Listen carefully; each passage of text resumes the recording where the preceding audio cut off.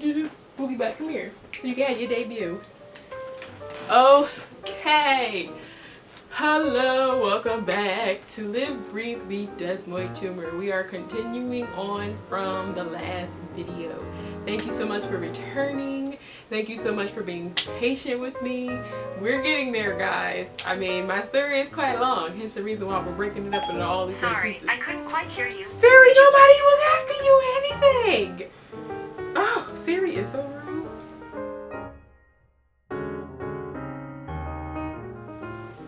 Oh, actually, let's introduce Wiggy Bear real quick.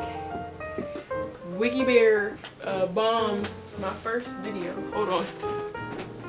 Come on. Come here. Say hello. I know. Say hi. This is Wiggy Bear, everyone. If you recall the first video, she was running around in the background. So say hi. Okay. All done. I just want to remind everyone that right now RFA 2020 challenge is happening. It is taking place. It's the Running for Answers 5K walk run that Desmoid Tumor Research Foundation puts on every year. Because of COVID-19 this year, it is all virtual. Okay, there will be no in-person meetings.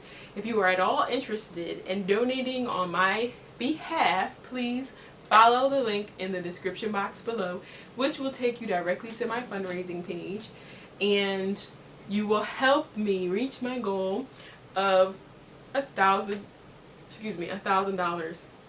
It's a small goal, I know, and I'm hoping that I exceed that goal, and with your help, I will be able to do that. For all of you that have been following along, thank you. For all of you that have shared my story with others, thank you. Please be reminded that this channel is for any and everybody. I just so happen to have a desmoid tumor experience. So, the recording, the day that this video will be uploaded will be September 11th. So, if you would like to take a moment, pause the video, and have a moment of silence and memorial for all those that have lost their lives from September 11th, 2001, please do that now.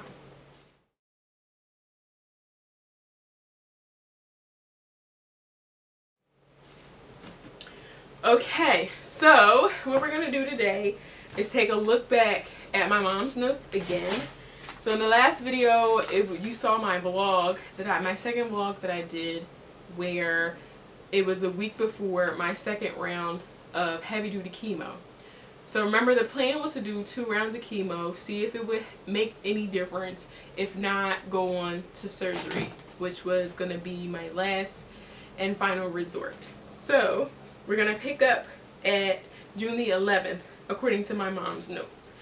June the 11th began my second round of chemotherapy. I was discharged on June the 16th. This is 2013. June the 24th, my TPN was put back to 12 hours. My mom also writes that the tumor was pressing on my kidneys. June the 26th, I have a CAT scan done. July the 2nd, my mom writes that no chemo, no admit to the hospital. The tumor is larger and surgery is scheduled. If I'm not mistaken, I don't know what day July the 2nd was. I do know that surgery was scheduled for that following Tuesday, whatever day from July the 2nd. July the 5th, my mom writes that I was admitted to Fox Chase. July the 8th,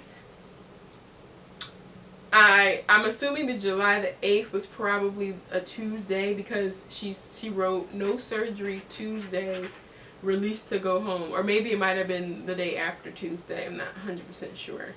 Then she writes July the 12th, 2013, Dr. F called to refer us to a doctor in New York.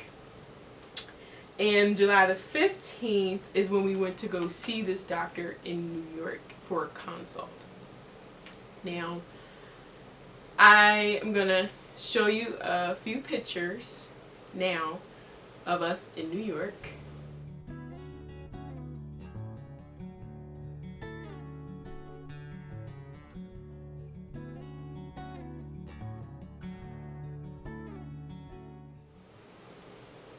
You can see my stomach is fairly large. I have at this point lost even more weight probably, and my scarf is on my head because I pretty much have lost most of my hair. And I remember going to New York to see this particular doctor, and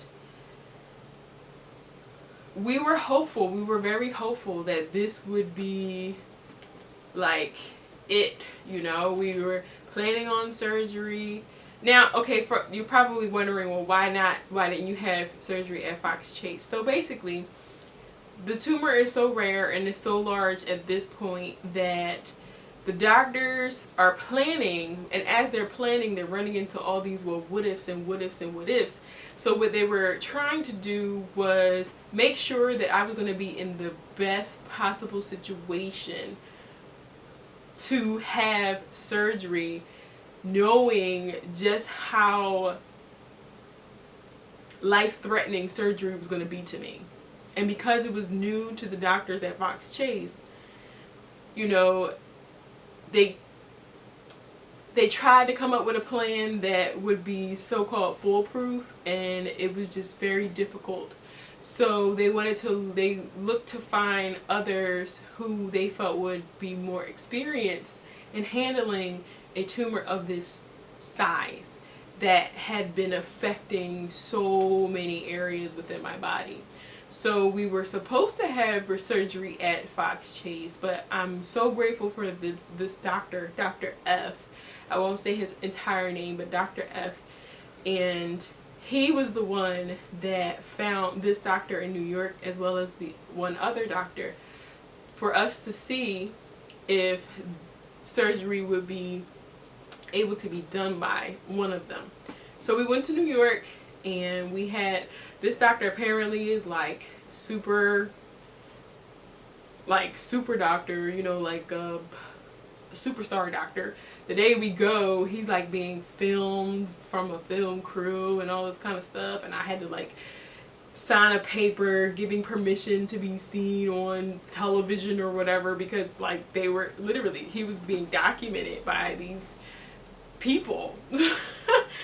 And we consulted with him, and it was looking really promising for us. It was looking really promising. We were excited because it was like, okay, finally we're getting to an end here. Like, we can see the light at the end of the tunnel. Things are going to change. Everything's going to be peachy, and we were just really excited.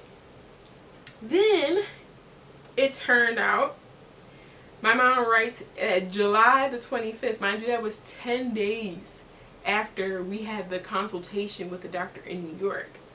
July the 25th, there's a phone hearing with the insurance company with the doctor from New York, my oncologist, Dr. F, who was the surgeon from Fox Chase, myself, my mom, and my dad were all on this phone call with a board of people from the insurance company whose faces we never saw. And essentially this phone call was to determine whether or not I could get permission, okay, whether I could be cleared to have surgery in New York by this doctor whom we consulted with 10 days prior. That's what this call was for. Anyway, I'm not exactly sure the length of time between the phone meeting and the decision. I don't think it was very long, because essentially they called at a later time, talked to my dad, and told me, well, I think they talked to me, and then my dad talked to them, and basically said, we're denying your surgery in New York because it was experimental, and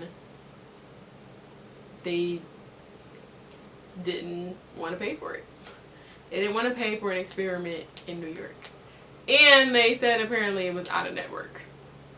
So my life is on the line. And because Dr. K is in New York, out of network, and going to perform an experimental surgery on me, well, I can't have surgery to save my life because of these two things.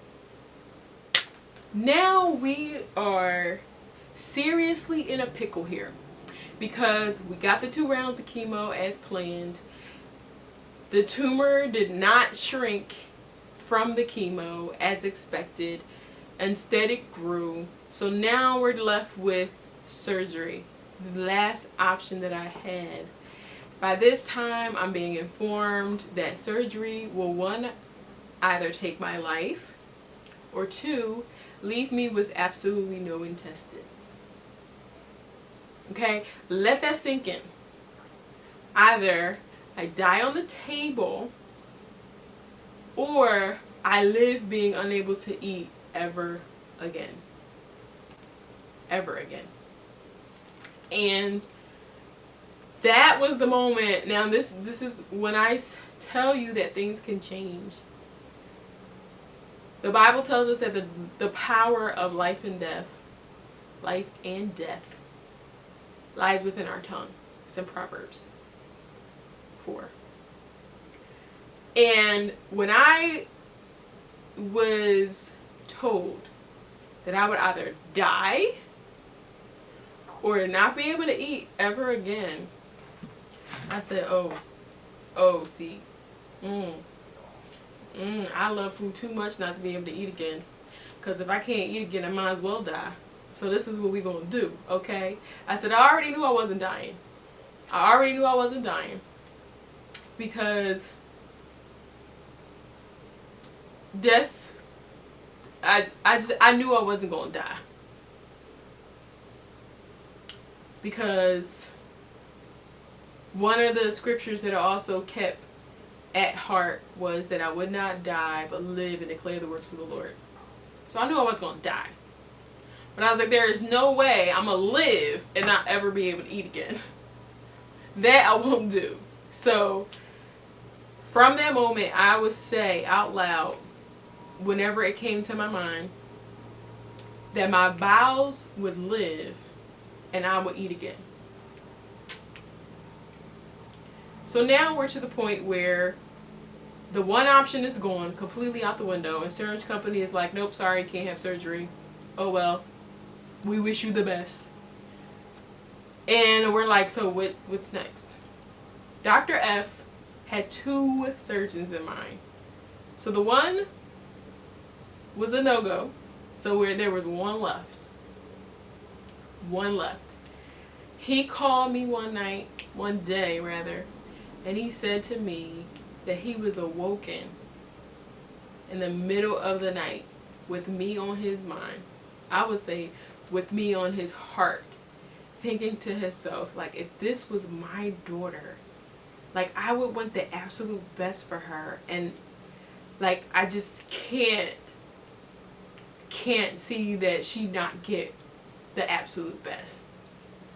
And so then we were referred to a doctor in Pittsburgh. July the 26th, 2013, I was admitted to Fox Chase in order to be transported to Pittsburgh, the University of Pittsburgh Hospital. July the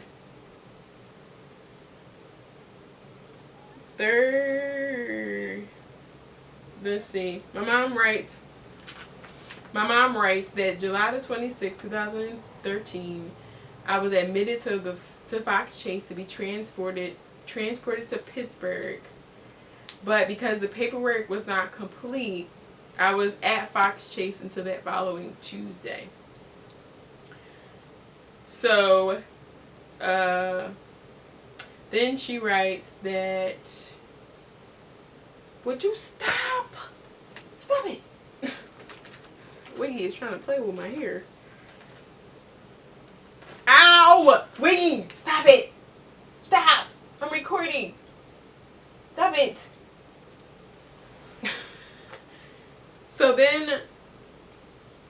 So it took a while. Stop, Wigs.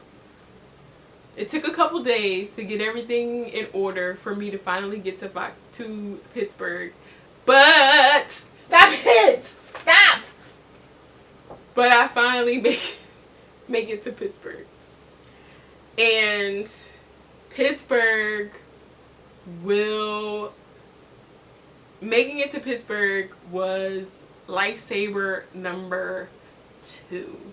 Okay, and miracle number, I don't know, I've lost count at this point.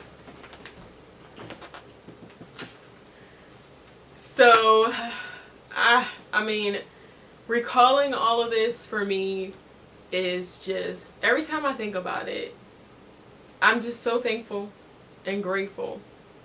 It reminds me not to take things for granted. It reminds me to always speak life in my situation.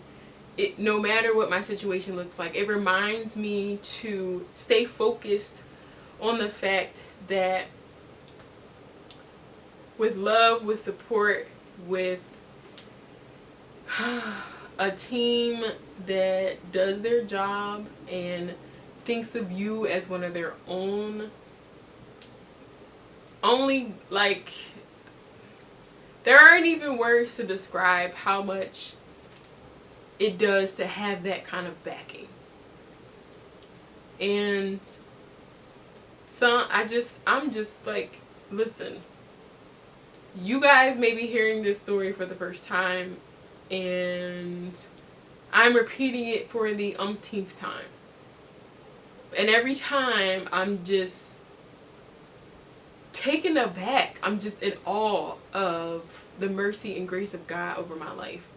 I am so serious when I say to keep your head up and to stay focused and to keep moving. Like, keep moving. Keep moving. As hard as it may be to speak positive and speak life over your life, you have to do it. You have to. Okay? You have to do it. So, until next time, my brave, beautiful people. Oh my word. Be encouraged, okay? Keep your head up. Keep moving. Don't stop, okay? Don't stop. Don't stop. Don't stop. Whatever you do, believe God. He will work for you. Until next time, thanks for watching. Remember to like, comment, and subscribe. And I'll see you. Toodles.